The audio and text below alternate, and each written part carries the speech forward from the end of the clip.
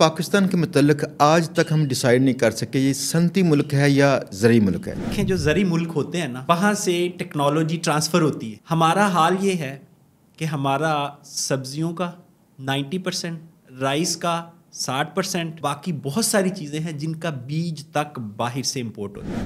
آپ نے صحیح کہا کہ ہم آج تک ڈیسائیڈ ہی نہیں کر پائے کہ یہ زرعی ملک ہے یا صنعتی ملک ہے. صنعتی اگر ہوتا تو یہاں سے صنعتیں چل رہی ہوتی. سر سعودی عرب گزشتہ 3 سالوں سے گندم میں خود کفیل ہو کے ایکسپورٹ کر رہا ہے.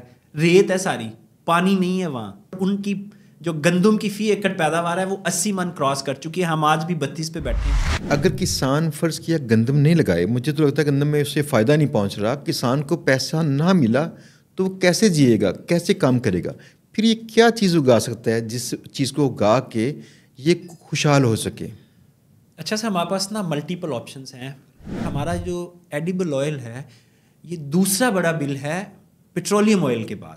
اچھا، اب پیٹرولیم آئل ہم زمینوں سے نہیں نکال سکتے، خوردنی تیل ہم زمینوں سے نکال سکتے ہیں. ہمارا جو ناردرن ایریا ہے سارے کا سارا وہاں چاہے ہو سکتی ہے. ہم زراعت میں دنیا سے کم از کم 50 سال پیچھے، کم از کم. اصل میں نا دنیا کے سارے گیئر لگے ہیں، پہلا گیئر، دوسرا گیئر، تیسرا گیئر، 5واں گیئر. ہمارا ہے ریورس گیئر، اور ہماری ساری قوتیں خرچ ہو رہی ہیں کہ ریورس کے بھی 5 گیئر ہونے چاہیے.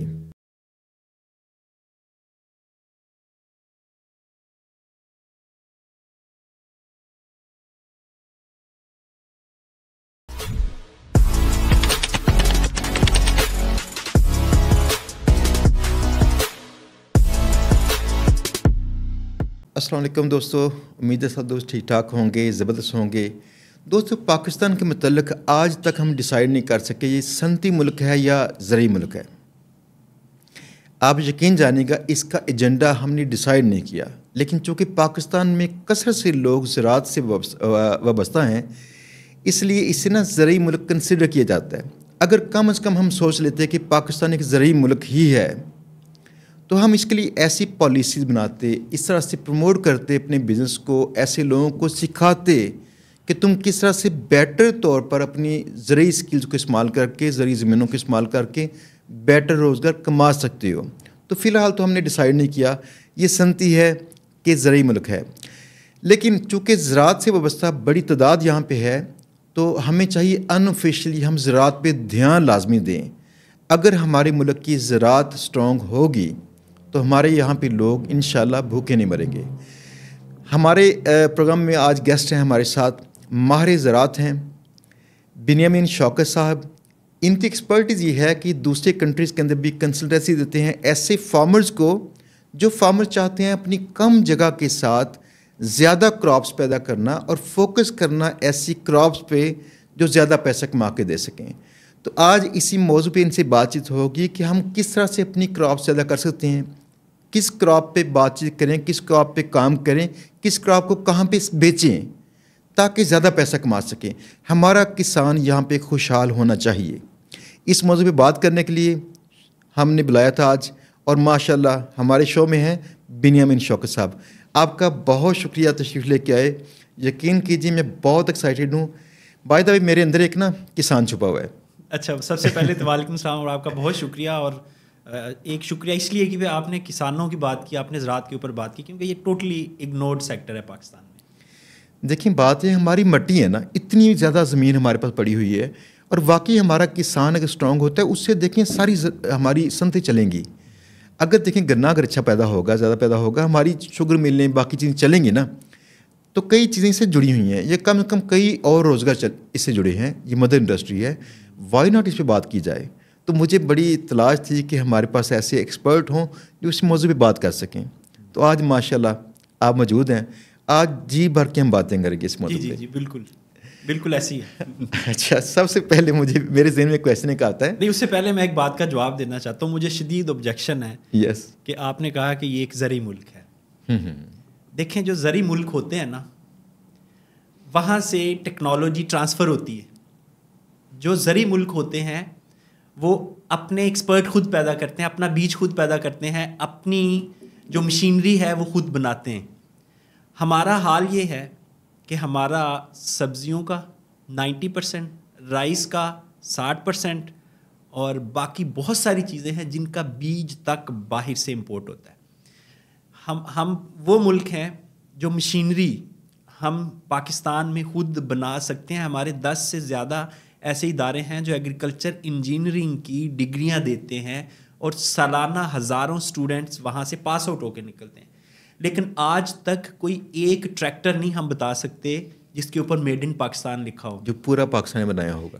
ہاں جی, اچھا اسمبلنگ پلانٹ یہاں لگے ہوئے ہیں, ہم ٹریکٹر نہیں بنا سکے. یہ ٹریکٹر تو بڑی بات ہے, ہم چھوٹے چھوٹے امپلیمنٹ نہیں بنا سکے.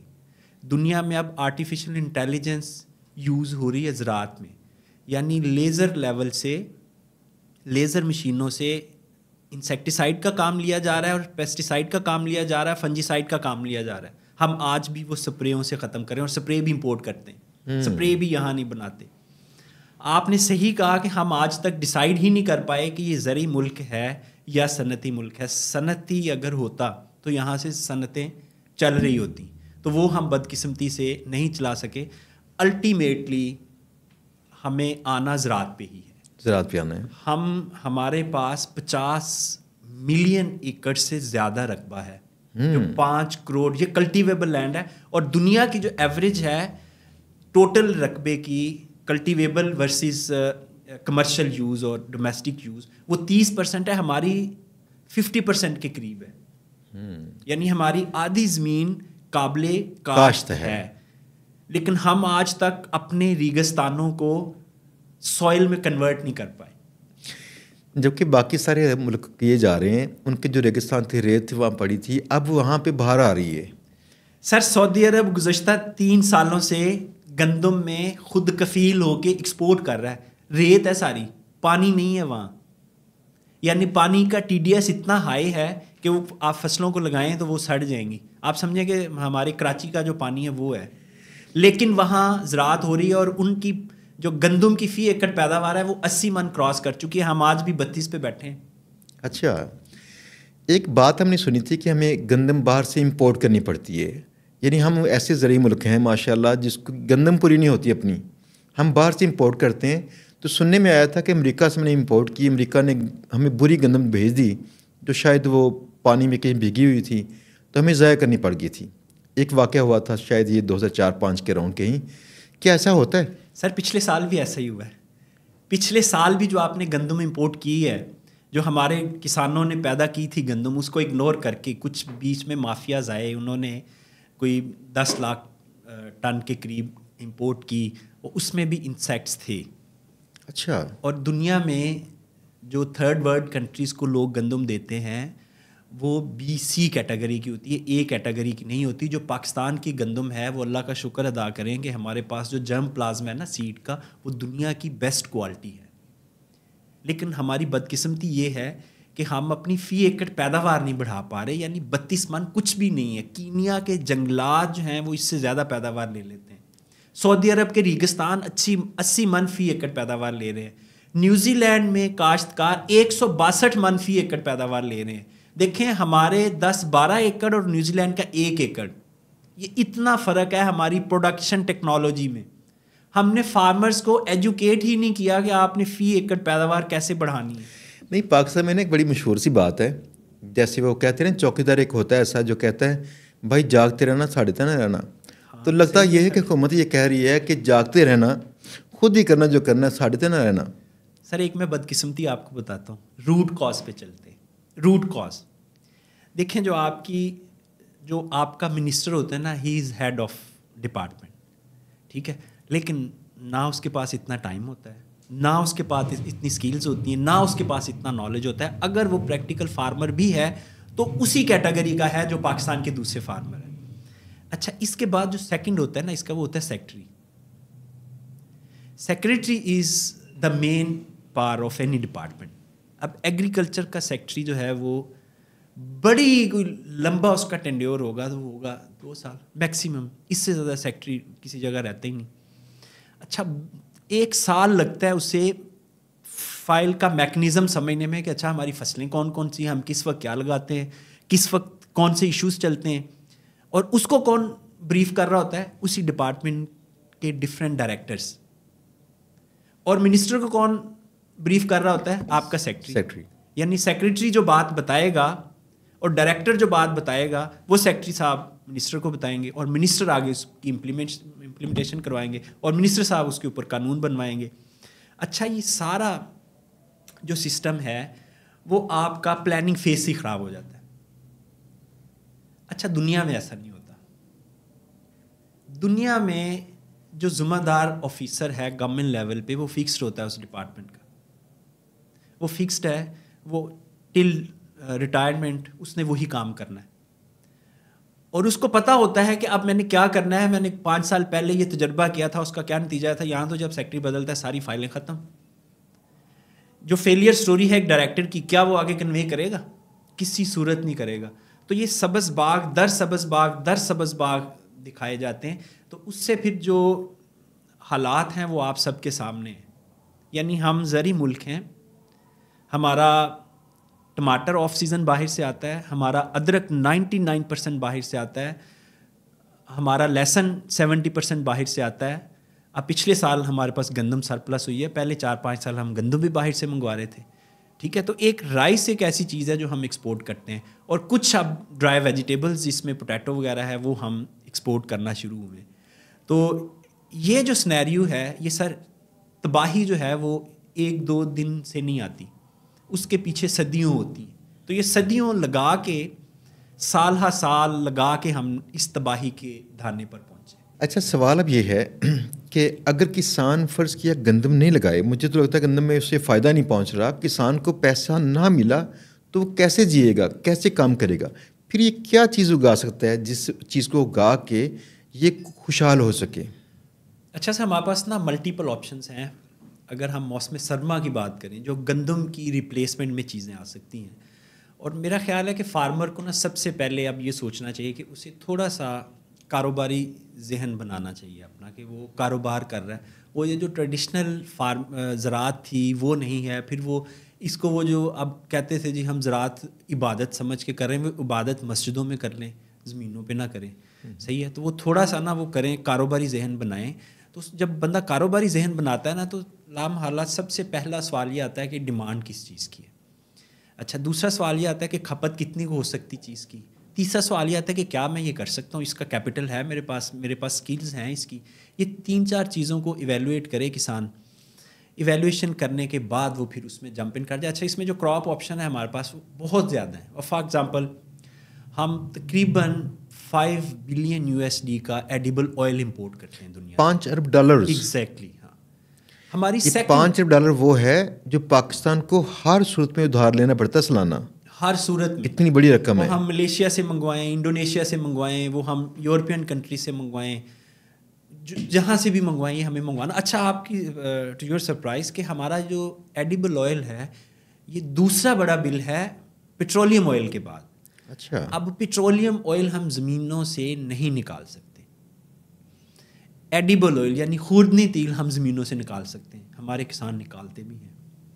اچھا اس میں آپ آگے ہمارے پاس آپشنز جو ہیں, کینولا ایک بہترین ویرائٹی ہے. اب پاکستان میں اس کا سیڈ بھی دستیاب ہے, بہترین ٹیکنالوجی دستیاب ہے, اور کسان 20 سے 25 من فی ایکڑ پیداوار بھی لے سکتے ہیں. اور آج کل جو کینولا کا ریٹ چل رہا ہے وہ 8,000 فی من سے زیادہ, یعنی 2.5 لاکھ کی فصل بن جاتی ہے. اور اس کے اوپر ایکسپینس بھی گندم سے بہت کم ہے.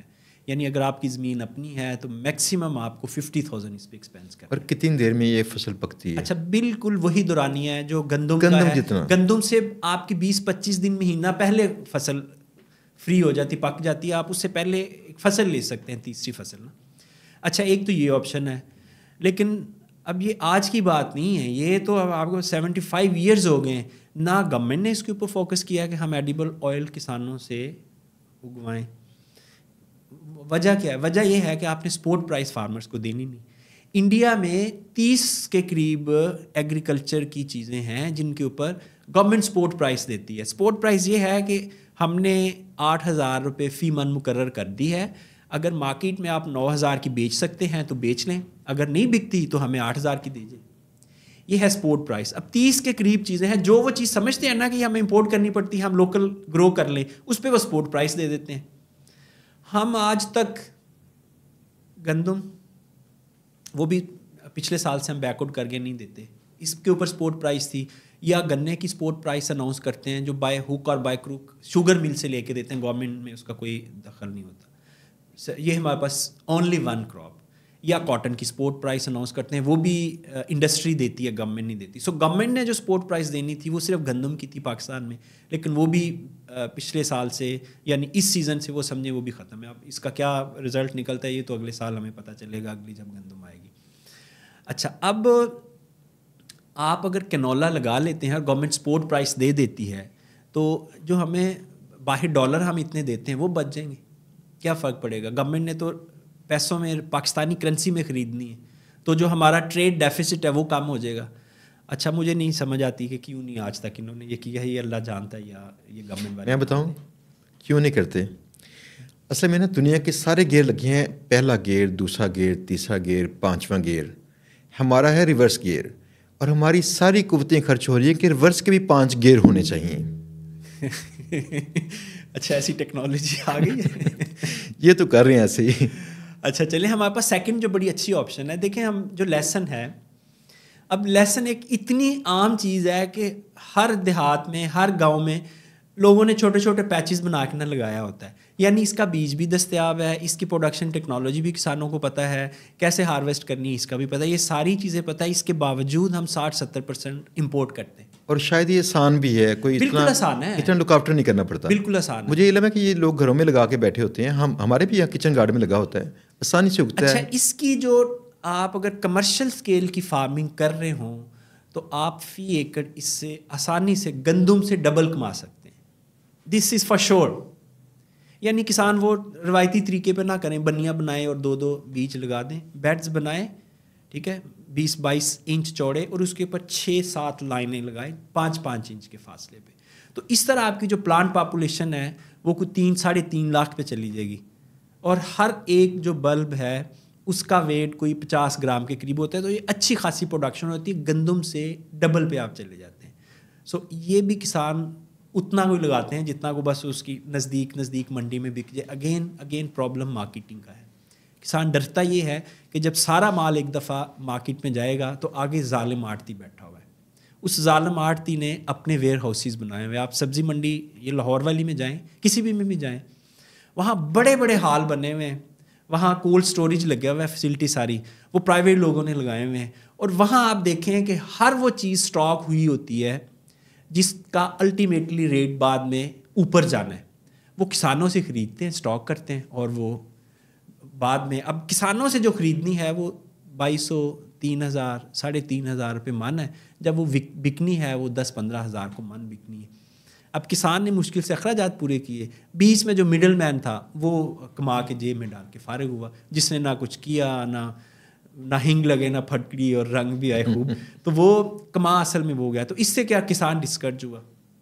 وہ بھی آج تک ہم نہیں لگا سکے, ہم ایران سے منگوا رہے ہوتے ہیں, ہم باقی جو سینٹرل ایشیا ریاستیں ہیں وہاں سے ہمارا آ رہا ہوتا ہے. یہی صورتحال ہمارے پیاز کی ہے, یہی صورتحال ہمارے ٹماٹر کی ہے.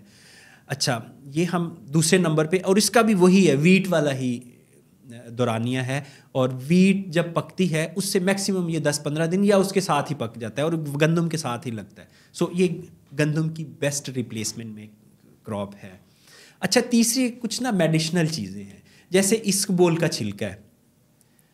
اچھا, یہ بھی ہم امپورٹ کرتے ہیں. اچھا, یہ بھی ہم امپورٹ پاکستان میں نہیں پورا ہوتا. نہیں, بالکل نہیں. اچھا, بائی دا وے پاکستان میں کون سی چیز پوری ہوتی ہے اسے؟ اچھا, پاکستان میں نا جو 3-4 چیزیں ہیں نا جو کسانوں نے اپنے آباء و اجداد سے سیکھی ہیں, وہ ایک بدقسمتی یہ بھی ہے کہ ہم جو ان پڑھ بندہ ہوتا ہے نا اس کو کہتے ہیں جا تو کھیتی باڑی سنبھال لے. جو پڑھا لکھا ہوتا ہے نا اس کو ہم 50,000 کی نوکری پہ بھیج دیتے ہیں. اور جو ہمارے ایگری گریجویٹس نکل رہے ہیں ماشاءاللہ, ٹھیک ہے, وہ بھی آن ہینڈ پریکٹس نہ ہونے کی وجہ سے فیلڈ میں بری طرح سے فلاپ ہو رہے ہیں.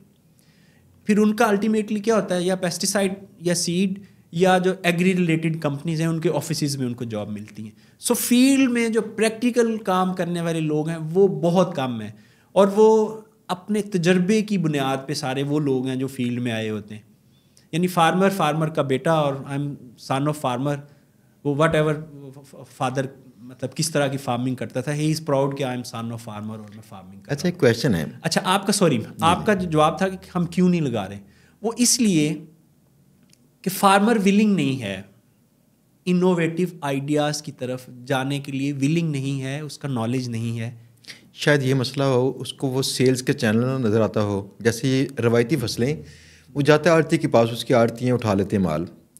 اگر وہ مال کچھ اور بنائے جو روایتی آڑتی نہیں اٹھا رہے, اس کو پتہ نہیں ہے میں کس بندے سے جا کے ملوں, کہاں پہ بیچوں. کیا ایسا مسئلہ ہے؟ اچھا, یہ بھی آپ نے بالکل صحیح کہا. جیسے ہماری جو عام فصلیں ہیں نا, گندم, چاول, گنا, کپاس, یہ ویل ڈیولپڈ انڈسٹری ہے. صحیح ہے, یہ اپنے چینلز کے مطابق بک رہی ہیں چیزیں. اچھا, اب اگین یہاں رول آتا ہے گورنمنٹ کا. یہ جو سیلز چینل ہوتے ہیں یا ایکسپورٹ چینلز ہوتے ہیں یا فارمر ٹو بزنس کمیونٹی یا فارمر ٹو پروسیسر جو لنکیجز ڈیولپ کرنی ہوتی ہیں, یہ ہمارے درجنوں ادارے اس کام کے لیے بنے ہوئے ہیں. ایک پورا ڈپارٹمنٹ بنا ہوا ہے جس کو ایگریکلچر مارکیٹنگ ڈپارٹمنٹ کہتے ہیں. اس کے آبجیکٹیوز کیا ہیں وہ آج تک نہیں مجھے سمجھ آ سکے. کہ نہ وہ منڈیوں کے ریٹ کنٹرول کر سکتے ہیں, نہ وہ فارمر کو یہ بتا سکتے ہیں کہ اب اگلے سیزن میں اس چیز کی ڈیمانڈ ہے, یہ لگاؤ. نہ مجھے ان کا کوئی اس طرح کا پریکٹیکل فنکشن نظر آیا ہے کہ وہ پتہ چلے کہ اچھا یہ فارمرز کے لیے بنے بینیفیشل ہیں. آپ کے یہ ایک ادارہ تھا, یہ Punjab agriculture and meat company اور پتہ نہیں ایگریکلچر ڈپارٹمنٹ ہمسیلف, یہ اس طرح کے درجنوں ادارے ہیں جن کا کام ہی یہ تھا کہ آپ نے فارمرز کو گائیڈ کرنا ہے. دیکھیں نا, اس کے لوگ مشکل ترین کام کر رہے ہیں, وہ کام ہے تنخواہ لینا. باقی اب کیسے کیا کریں بیچارے, وہ یہ آپ نے مجھے آج بتایا. تنخواہ لینا ان کے لیے بڑا مشکل کام ہوتا ہے. ان کا مشکل ترین کام وہ سر کام یہ ہے, یہ سرکاری دفتروں میں بیٹھتے ہیں, سرکاری گاڑیاں انجوائے کرتے ہیں, اور ہر ایک بندہ کم از کم 2-2 3-3 کنسلٹنسی لے کے بیٹھا ہوا ہے. یعنی وہ جاتا فارم پہ ہی ہے, یعنی اپنی ڈیوٹی کر رہا ہے, لیکن وہ فارمر سے پیسے لے رہا ہے. اس کے پرائیویٹ اپنا سسٹم چل رہا ہے اس کا, بہترین چل رہا ہے. مسئلہ پتہ کیا ہے اصل میں نا, حکومت وقت پہ تنقید ہمارا حق ہے, ہم کرتے رہتے ہیں, لیکن ایک مسئلہ لازمی ہے. آپ پاکستان میں جو شخص بھی سرکاری جاب چاہتا ہے نا, اسے ملی نہیں ہے. پہلے اسے پوچھ لیجیے لینا کیوں چاہتا ہے. وہ لینا چاہتا ہے یاشی کے لیے, یاشی کے لیے. یار بیٹھے رہنا, نہ کوئی کام نہ کاج, وہ یہ سوچ کے لیتا ہے. یعنی دیٹ مینس کہ ہماری کرپشن, نہ اہلی سستی کی روٹ کازز جو ہیں وہ لائی کرتی ہیں ہماری عوام کے اندر.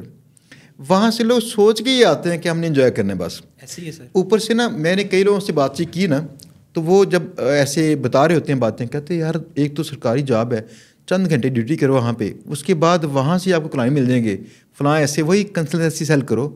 میں ایسے رات میں نا کچھ اور لوگوں کو جانتا ہوں جو کر رہے ہیں, واقعی کر رہے ہیں. یعنی پھر دیکھیں سرکاری جاب پہ اپنا رول ادا کرنے کو تیار تو ہے نہیں. دیٹ مینس کہ ہمیں نا سچ مچ اس قوم کو نا ریسیٹ کرنا پڑنا ہے, ٹوٹلی ریسیٹ, ہارڈ ریسیٹ. ہر چیز اس کے ذہن کی خراب ہے. تھوڑا اچھا لفظ ہے ریسیٹ, تو بڑی معمولی سی چیز ہے, یہ تو سر بڑی سرجری کرنی پانی جی.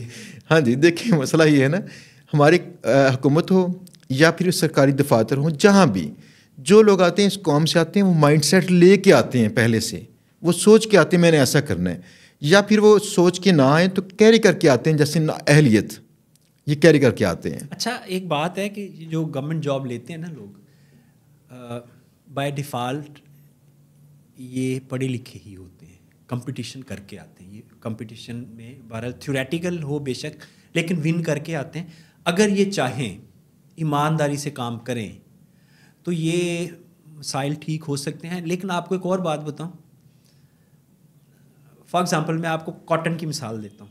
ہمارا کاٹن کا جو بیج ہے نا, اس وقت دنیا کا بہترین بیج بن چکا ہے, جو شاید سب سے اعلیٰ تھا. سب سے اعلیٰ تھا. ہاں, ہمارے پاس یہ تمام سرکاری وسائل استعمال کرنے کے باوجود, تمام بیسٹ انسیکٹیسائڈ اسپرے کرنے کے باوجود, نہ اس کی سفید مکھی مرتی ہے, نہ اس کی گلابی سنڈی مرتی ہے.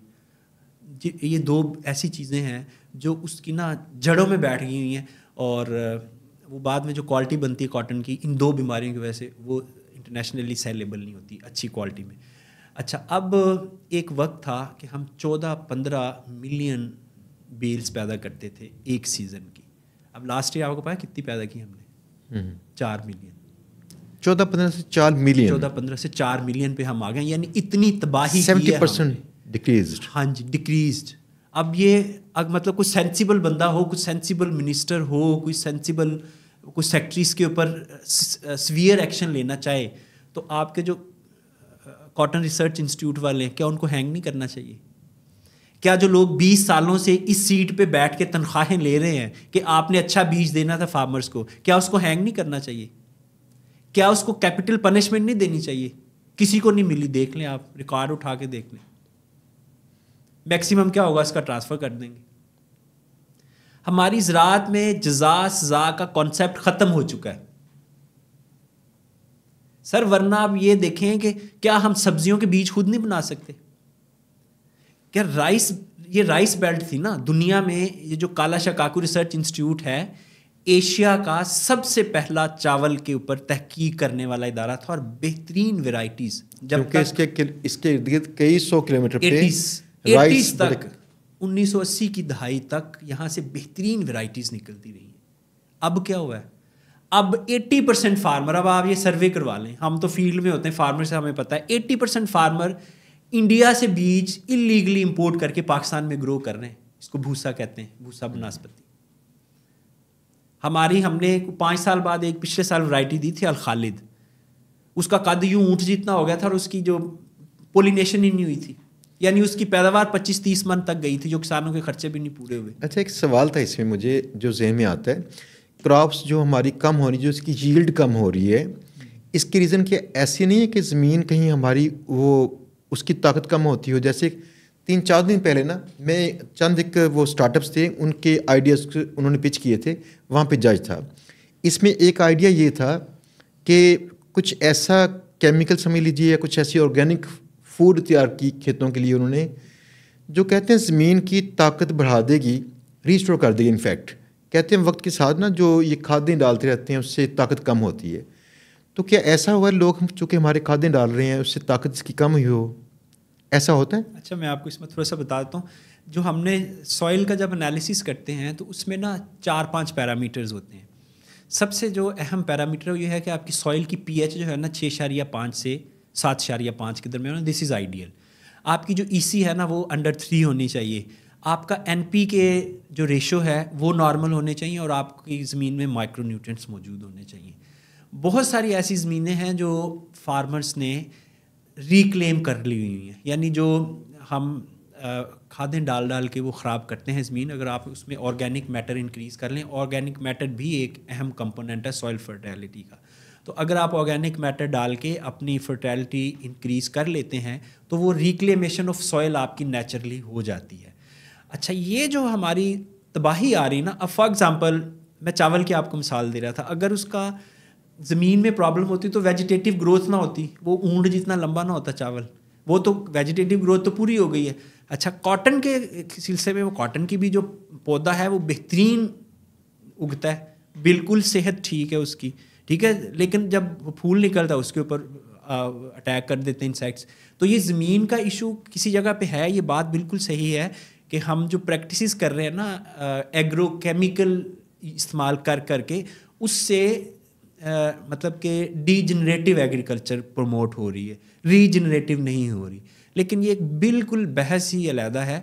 اس میں ہم جو فرٹیلائزر ڈال رہے ہیں وہ سوائل انالیسس کے ساتھ ساتھ فرٹیلائزر ہم ایڈ کرتے ہیں, تو وہ کمی پوری ہو جاتی ہے. زمین کی جو زرخیزی ہے وہ اپنی ریجوینیٹ کر لیتی ہے زمین. لیکن یہ مسئلہ اصل میں یہ ہے کہ سیڈ کو آپ کو ساتھ اب G M O cotton seed ہے نا, آپ کو اس میں جینز ایڈ کرنے ہوتے ہیں. آپ کے پاس 2 جینز تھی, گزشتہ 3-4 سالوں سے 3 جینز, ٹرپل جین ورائٹی اسے کہتے ہیں, وہ آئی ہوئی ہے جس کو گلیفوسیٹ فری کہتے ہیں. لیکن اب مسئلہ یہ ہے کہ وہ جہاں فارمرز نے لگایا, یہ اکثر علاقوں میں کیس رپورٹ ہوا یا گورنمنٹ کے پاس بھی رپورٹ ہوا, لوگوں نے گلیفوسیٹ اسپرے کیا, وہ گھاس کے ساتھ ساتھ کاٹن بھی مر گئی. یعنی ایشو جو ہے وہ سیڈ کا ہے, وہ رائس ہو, وہ آپ کی کاٹن ہو, وہ ویجیٹیبلز ہوں, وہ کچھ بھی ہو, بیسک آپ کا سیڈ ہے. اگر آپ کا سیڈ ٹھیک نہیں ہے تو پھر آپ کچھ بھی نہیں کر سکتے. اور سیڈ کسان نے نہیں پروڈیوس کرنا سر, سیڈ ریسرچ اسٹیشنز نے پروڈیوس کرنا ہے.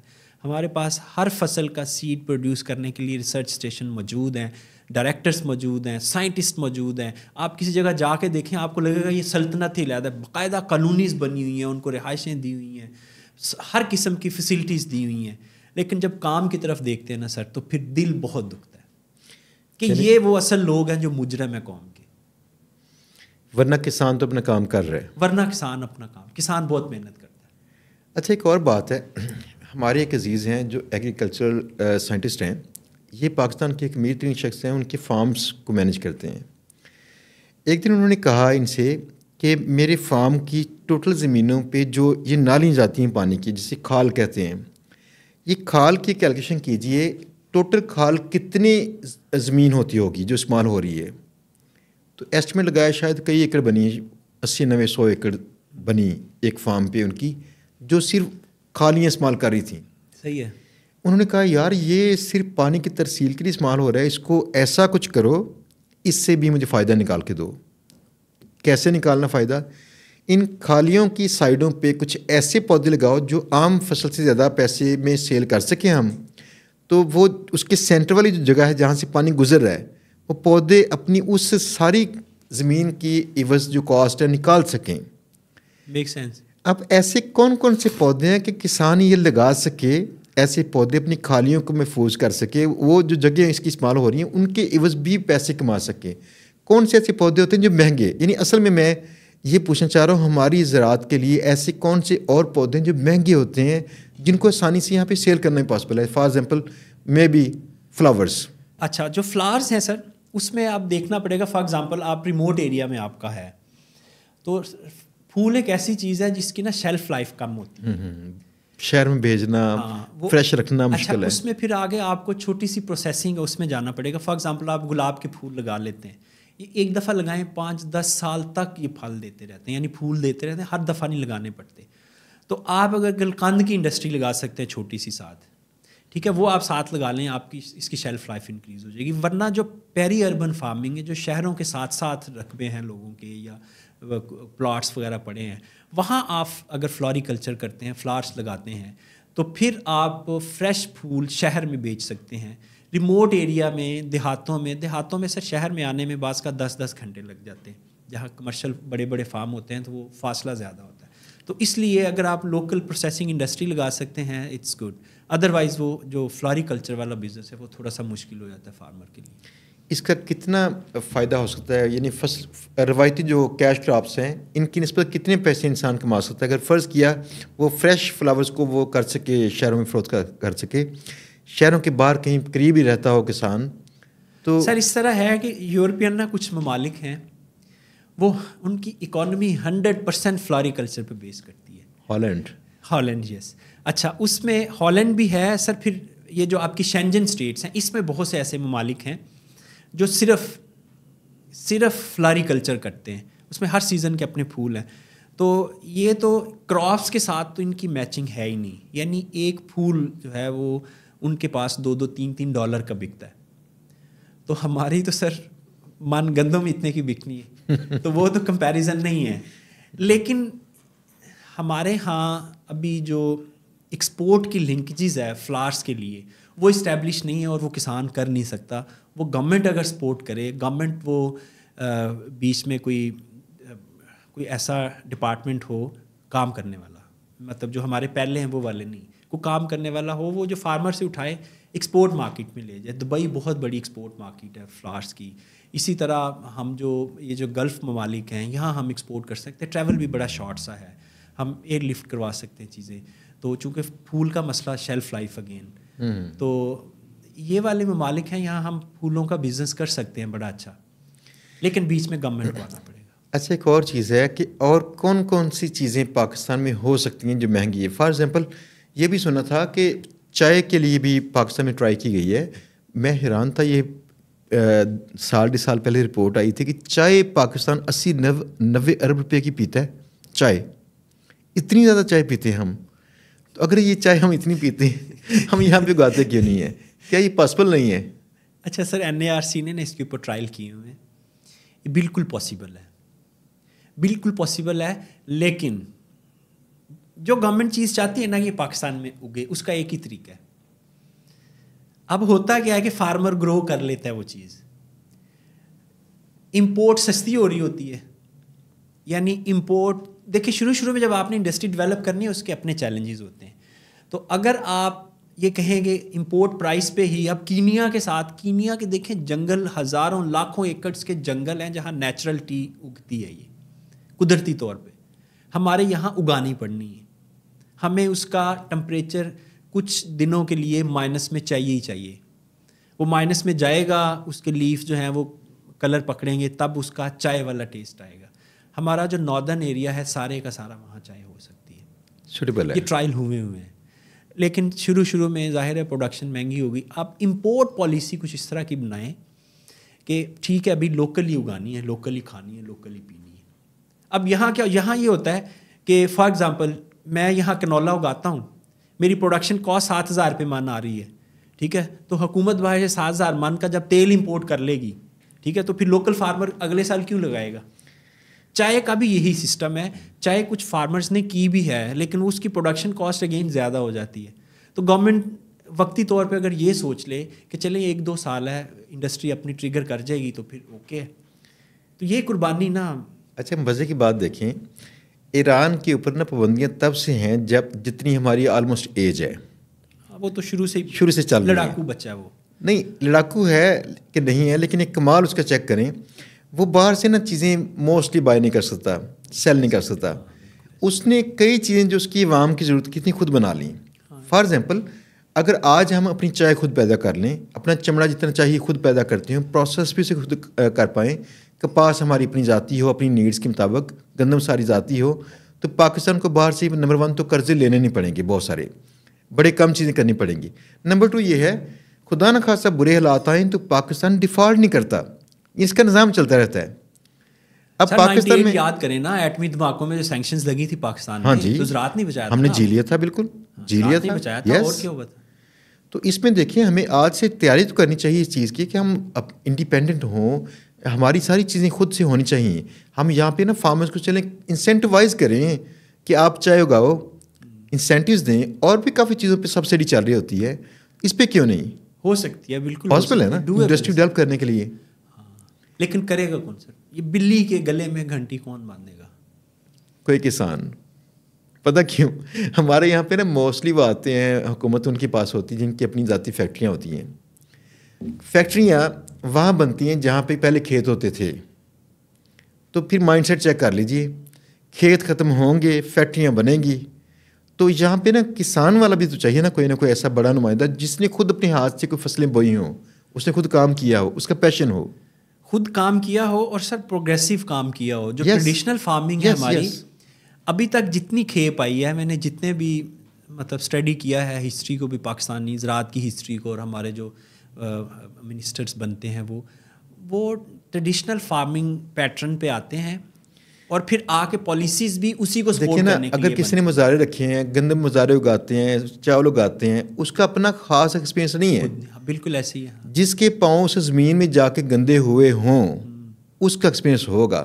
جس کو پتہ ہو کہ میں نے فصل بونی ہے, کب پانی دینا خود اپنے ہاتھ سے, اسے پتہ ہوگا نا. ڈیپتھ میں نالج ہو, ہائی لیول نالج نہ ہو. اتنا ہے کہ مطلب ہم زراعت میں دنیا سے کم از کم 50 سال پیچھے, کم از کم. یعنی آج بھی ہم جو بیسک انسٹرومنٹ ہے نا زراعت کے وہ یوز کر رہے ہیں, اور آج سے 50 سال پہلے جو یورپین ممالک ہیں, امریکہ ہے, چائنا ہے, آسٹریلیا ہے, نیوزی لینڈ ہے, جو ایگریکلچر کنٹریز ہیں, وہ اپنے ایسے امپلیمنٹ بنا چکے تھے. بھلے وہ بیل سے چلتے تھے لیکن وہ مشینیں تھیں, یعنی وہ چارہ کاٹتے تھے, وہ آگے 2 بیل چل رہے ہوتے تھے. جب ٹریکٹر نہیں تھا اس وقت کی بات ہے, یا مہنگے تھے بہت, آگے بیل چل رہے ہوتے تھے, پیچھے میکنائز طریقے سے چارہ کٹ کے نا ٹرالی میں ڈل رہا ہوتا تھا. تو ہم آج بھی اس سٹیج پہ نہیں پہنچے. ہم اگر کوئی مشین منگواتے ہیں تو اسے ہالینڈ سے منگواتے ہیں, یا آسٹریلیا سے, یا باقی ممالک سے منگواتے ہیں.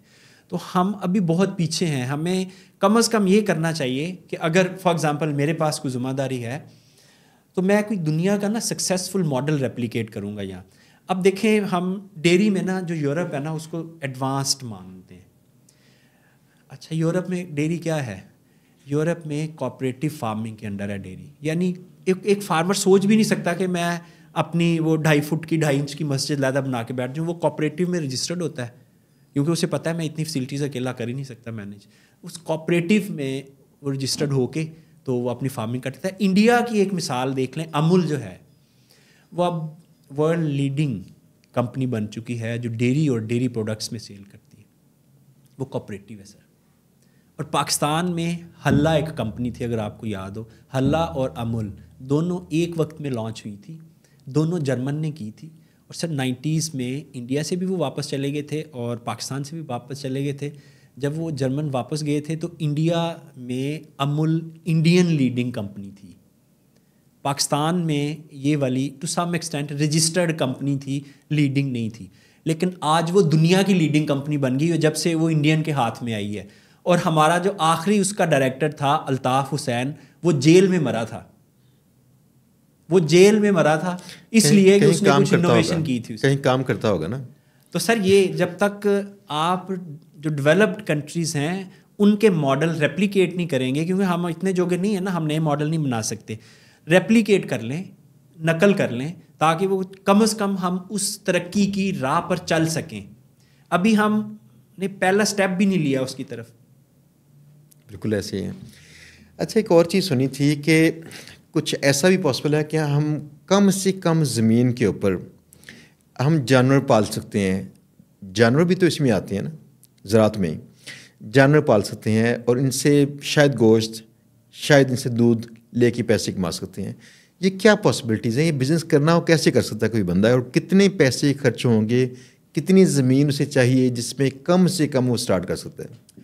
اچھا سر, اس طرح ہے کہ جو اس وقت پاکستان کی سچویشن ہے, وہ اگر کسان بچا ہوا ہے, زندہ ہے, سانس لے رہا ہے, کچھ کھا پی رہا ہے, بھلے دن میں 3 ٹائم کی بجائے 1-2 ٹائم کھا رہا ہے, وہ لائف سٹاک کی وجہ سے کھا رہا ہے.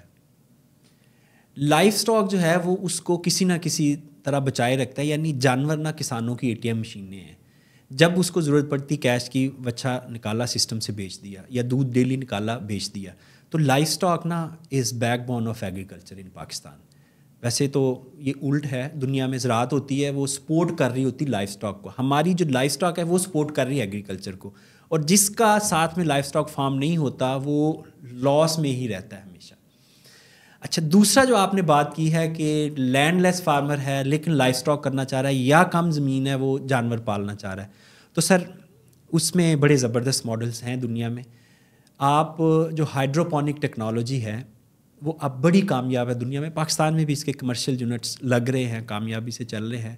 جو آپ کا پیری اربن ایریا ہوتا ہے, شہروں کے ساتھ ساتھ جو علاقے ہیں, جہاں جیسے پاکستان میں بڑے شہر جو ہیں وہ کراچی, اسلام آباد یا لاہور دیکھ لیں, یہاں جو دودھ ہے نا آپ کو وہ بھلے قسمت سے ہی ملے گا خالص, ویسے نہیں. یہاں تو یہ کہا جاتا ہے کہ آپ گوالے کے پاس اگر گئے ہیں اور اس نے بالٹی میں پہلے ہی دودھ ڈالا ہوا ہے تو سمجھ لیں کہ وہ فارمولہ ہے اندر. وہ بالٹی دھلوا کے بھینس سے یا گائے سے دودھ چوائی کروائیں گے سامنے, پھر خالص ہے, ورنہ نہیں ہے. اور یہ ایسے پریکٹیکل ہے, میں نے خود بھی یہ کافی دفعہ آبزرو کیا ہے.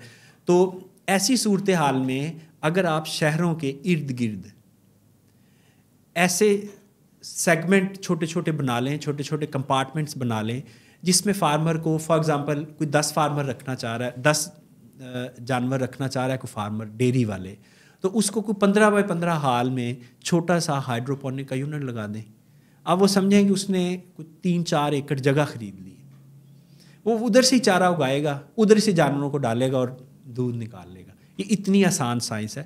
اور یہ آپ کو میں ایک اور بات بتاؤں کہ انڈیا میں مطلب وہ ہمارے جیسے ہی ہے نا, مطلب آج سے کوئی 10 سال پہلے تو وہ ہمارے سے بھی نیچے تھے. اب ان کو اللہ کی طرف سے کوئی فرشتہ صفت حکومت مل گئی جو ان کو اوپر لے کے چلی گئی. تو اب سر وہاں جتنا بھی پیری اربن ایریاز ان کا پورا پروجیکٹ ہے گورنمنٹ فنڈڈ. وہ کیا کرتے ہیں کہ وہ ہائیڈروپونک سسٹم لگا کے دیتے ہیں فارمرز کو. اور اب انڈیا میں لوگوں نے چھتوں پہ چھوٹے چھوٹے یونٹ لگائے ہوئے ہیں اور بکریاں رکھی ہوئی ہیں, یا پولٹری فارم بنائے ہوئے ہیں, یا پھر ڈیری فارم بنائے ہوئے ہیں. تو یہ اتنا سکسیزفل ہو چکا ہے ہمسایہ ملک میں.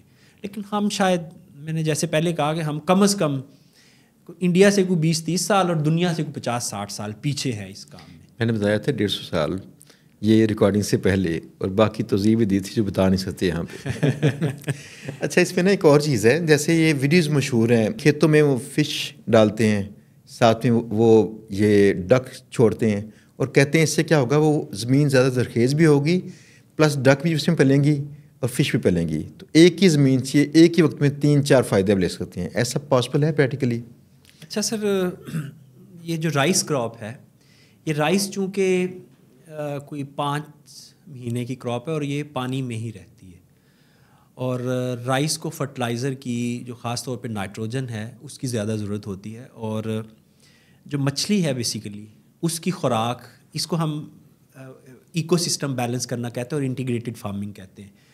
انٹیگریٹڈ فارمنگ میں جو آپ کا ویسٹ ہے، جو فصل آپ کی جڑیں چھوڑے گی یا اس میں انسیکٹ آئیں گے یا اس طرح کی چھوٹی موٹی کیڑے مکوڑے آئیں گے، وہ مچھلی کھائے گی، اور پلس میں جو مرغی ہے وہ کھائے گی، اور جو سر مرغی کی ویسٹ ہوگی وہ اگین فش کھا رہی ہوگی، اور ان دونوں کی جو ویسٹ ہے مرغی کی اور مچھلی کی، وہ جو ویسٹ کرے گی وہ سر زمین کو نائٹروجن کی صورت میں اس فاسفورس کی اور پوٹاش، یہ 3 چیزیں اس کو مل رہی ہوتی ہیں۔ تو یہ ایکچولی بڑا سکسیزفل ماڈل ہے۔ انڈونیشیا اور ملیشیا میں جو رائس فارمنگ ہوتی ہے وہ اسی ماڈل پہ ہوتی ہے موسٹلی، مطلب اکثر فارمر یہ 3 فصلیں مطلب 3 فائدے لے رہے ہوتے ہیں۔ ایک ان کی سوائل فرٹیلٹی انکریز ہو رہی تھی، دوسرا مچھلی مفت میں لے رہے ہیں، تیسرا وہ فصل بغیر کھادوں کے لے رہے ہیں۔ تو یہ بڑا سکسیزفل ماڈل ہے، یہ دنیا میں چل رہا ہے سر، مطلب پاکستان میں نہیں ہے ابھی۔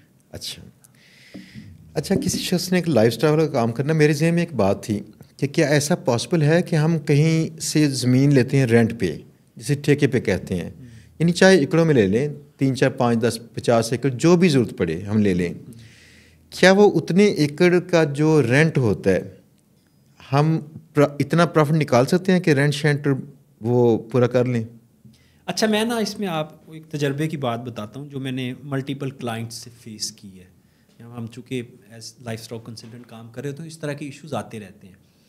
لوگ کیا کرتے ہیں، زمین لیتے ہیں ٹھیکے پہ، اور لائف اسٹاک فارمنگ میں جو ایکسپینسو چیز ہوتی ہے نا، کیپٹل ایکسپینس میں جو سب سے اہم چیز ہے وہ آپ کا لائف اسٹاک شیڈ ہوتا ہے۔ باقی جو اینیمل ہے یا فیڈ ہے یا بجلی ہے یا لیبر ہے، یہ سارے نا رننگ ایکسپینسز میں آ جاتے ہیں، کیونکہ آپ نے اگر فیٹنگ کا کام کرنا ہے ہر 3 ماہ بعد آپ نے فلاک نکالنا ہے، ڈیری کا کرنا ہے تو چلیں مطلب کوئی 1.5 سال آپ جانور رکھ لیتے ہیں پھر فروخت کرتے ہیں۔ سو جو کیپٹل انویسٹمنٹ ہے آپ کی، وہ اسٹرکچر ہے جو جانوروں کے لیے آپ نے ان کی ہاؤسنگ کے لیے بنایا ہوا ہے۔ اچھا وہ اسٹرکچر فکسڈ ہوتا ہے، یعنی اس کی آپ کہہ لیں کہ اگر آپ نے فار ایگزامپل 50 لاکھ کا بنایا ہے تو اس میں 25-30 لاکھ فکسڈ آپ نے کر دی ہے سول ورک، وہ نہیں نکل سکتا، اوپر سے لوہا گارڈر وغیرہ آپ اتار لیں گے، دیٹس اٹ۔ تو ہوتا یہ ہے کہ جب چل جاتا ہے نا کام، تو وہ جو زمیندار ہوتا ہے نا اس کی نیت خراب ہو جاتی ہے۔ یہ میں سر پچھلے مہینے ایک کیس اس میں پھنسا ہوا ہوں، اس میں نے اپنی کلائنٹ کو کہا کہ یہ مت کرو، اس نے کہا نہیں میرا ریلیٹیو ہے، بڑا ٹرسٹ والا بندہ ہے۔ تو اب بائی گاڈ وہ بندہ 20,000 رینٹ تھا اس ایریے کا، 1 کنال کا، اب وہ 50,000 دے رہا ہے، پھنس گیا نا، زمین اس نے چھوڑ دی باقی، اور یہ اس جگہ پہ پھنس گیا، وہ 20,000 والا کا 50,000 پہ دے رہا ہے۔ تو جہاں آپ نے شیڈ بنانا ہے وہ آپ نے لیز کی زمین پہ نہیں بنانا، اتنا ایریا بائے کر لیں۔ اگر آپ نے بزنس کرنا ہے تو اتنا تو مطلب ہوتا ہے، اتنا کوئی ایریا بے شک 1 کنال بائے کریں، وہ بائے کر لیں، باقی جو آپ سائڈ پہ لیز پہ لیں گے زمین، ٹھیک ہے، وہ ہمیشہ ہی اپنی کاسٹ نکال جاتی ہے، اس میں کوئی پرابلم نہیں ہے۔ یعنی پاکستان میں میکسیمم لیز جو ہے ایوریج اگر میں بات کروں تو 1 لاکھ 1.25 لاکھ روپے ہے۔ جو ہماری بیلٹ ہے ایک بڑی فرٹائل پوٹیٹو والی بیلٹ، جس کو دیپال پور، ساہیوال، اوکاڑا اور یہ والی آگے عارف والا بورا وہاڑی تک جاتی ہے، یہ یہاں ہے 1.5 سے 2 لاکھ کے قریب لیز۔ وہ بھی مطلب اگر آپ کوئی کچھ کسان ہوتے ہیں 1-2 1 3 ایکڑ لے لیتے ہیں، وہ کوئی اپنی مرضی ہوتی ہے کسان کی، لیکن میں بڑے فارمز کی بات کر رہا ہوں 50 20 30 ایکڑ کی، وہاں ایوریج 1.5 لاکھ ہی ہے۔ باقی آپ کو 1 لاکھ 1.25 لاکھ میں مل جاتی ہے زمین۔ تو 1 لاکھ 1.25 لاکھ میں آپ نے سال کی 3 فصلیں لینی ہے سائلج کے لیے یا ہے کے لیے، تو وہ آپ کو کبھی بھی مہنگی نہیں پڑتی۔ وہ ایک جو فصل ہے وہ اپنے پیسے پورے کر جاتی ہے، باقی جو 2 فصلیں ہوتی ہیں وہ آپ کا پروفٹ ہی ہوتا ہے۔ یعنی اگر آپ مارکیٹ سے اٹھائیں چارہ تو آپ سمجھیں کہ وہ جتنا آپ نے سال کا ٹھیکہ دینا ہے اور ایکسپینس کرنا ہے چارہ اگانے کے لیے، اتنا آپ نے ایک سے ریکور کر لیا، باقی 2 آپ کا بونس ہی ہے۔ ایک دن نا ہم زمین دیکھنے گئے تھے نارول سائڈ پہ، یہ بارڈر کا ایریا تھا، تو میرے کچھ دوستوں نے فارم بنانا تھا بڑا سارا، تو زمین کچھ سیل ہو رہی تھی وہاں پہ، نسبتاً سستی تھی زمین۔ وہاں پہ زمین دیکھ کے واپس آئے تو کسی اور راستے سے آ رہے تھے واپس، اس پہ نا ایک مجھے جگہ پہ جانور نظر آئے، جانور تھے وہ یہ بل یا کیا کہتے ہیں وہ اچھے بڑے بڑے فیٹننگ والے۔ اچھا یہ فیٹنگ والے ایسے تھے وہ جو دکھاتے ہیں نا، یہ ٹک ٹاک پہ دکھاتے ہیں قربانی میں، وہ بہت بڑے بڑے وہ تھے، یہ صرف 25-30 تھے ان کے پاس۔ زیادہ نہیں تھے. وہ کر یہ رہے تھے. وہاں پہ ہم چلے گئے فارم کے اندر, ہم نے جا کے ان سے ویسے ہیلو کی. تو گاؤں کے لوگ بڑے ملنسار ہوتے ہیں, ویلکم کہا انہوں نے. ہم نے دیکھا وہ کر کے رہے تھے. ان کی ساری جو تھی وہ ویسٹ ان کا نکالتے ہیں تو ڈالتے تھے پانی کا جو پول تھا اس میں, تاکہ پانی سے بہتے بہتے کھیتوں میں جائے, کھاد بن جائے. باقی یہ کہتے ہیں کہ ہم لوگ نا اس کو صرف جانوروں کو بہت بھاری کرتے ہیں, اور یہ جانور ہم 25 سے 30 لاکھ روپے کا سیل کرتے ہیں. یعنی اتنا موٹا کرتے ہیں اسے کہ لوگ اس کے گوشت یا اس کے وزن کے حساب سے نہیں بائی کرتے, وہ خوبصورتی کی وجہ سے بائی کرتے ہیں. بالکل ایسے. یہ بزنس ماڈل کیسا ہے؟ اچھا, ایک نیش ہے, نیش کے کچھ پلس ہوتے ہیں, کچھ مائنس ہوتے ہیں.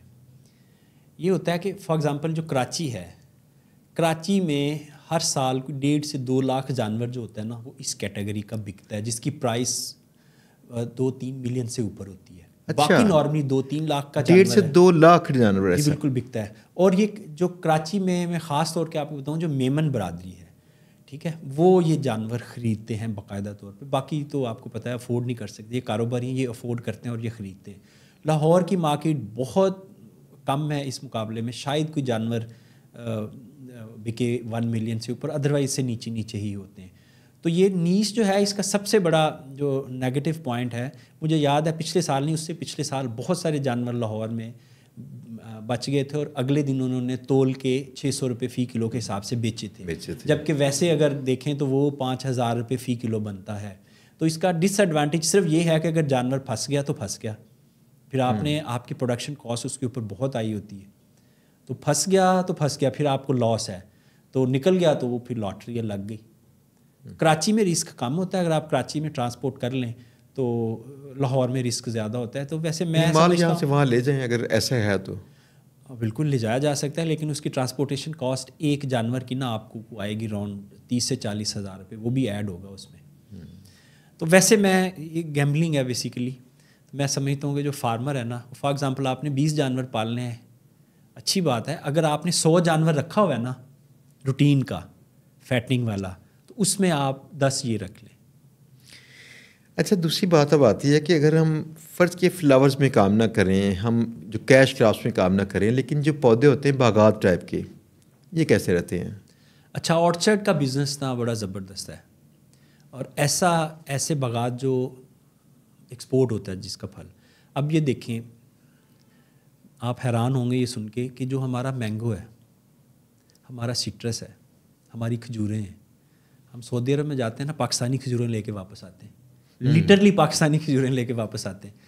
اچھا, جو مینگو ہے ہمارا, یہ صرف 5% ایکسپورٹ کر پاتے ہیں, صرف 5%. ڈیمانڈ بے شک آپ جتنا پروڈیوس کرتے ہیں اس سارے کی ڈیمانڈ ہے, لیکن بھلا کیوں نہیں جاتا؟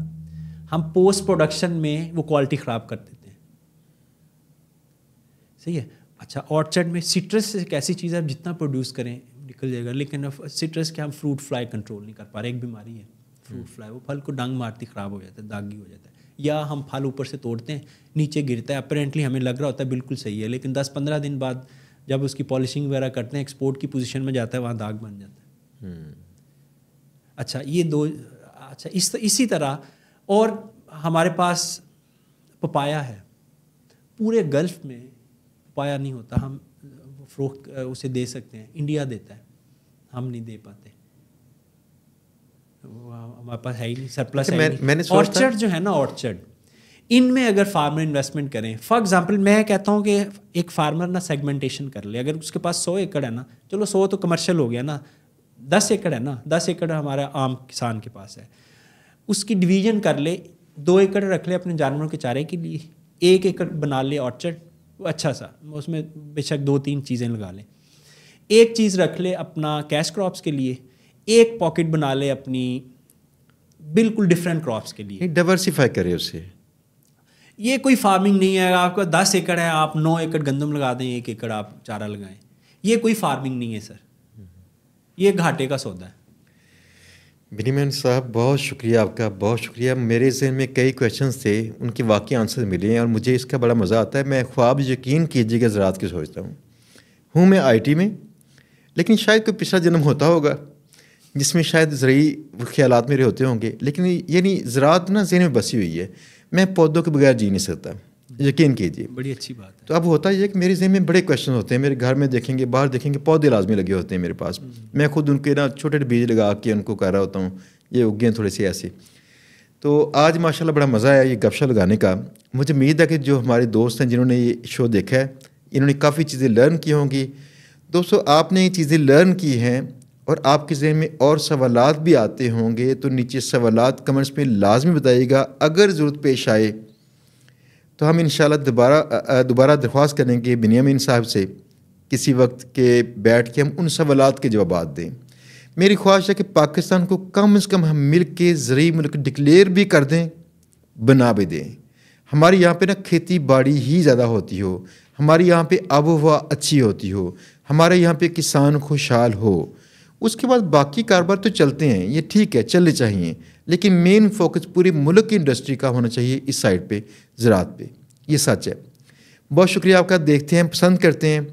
انشاءاللہ بہت جلد ہم آئیں گے نئے گیسٹ کے ساتھ, نئے ایک شو میں, نئے ایکسپیرینس کے ساتھ اور کچھ نیا موضوع. اللہ حافظ.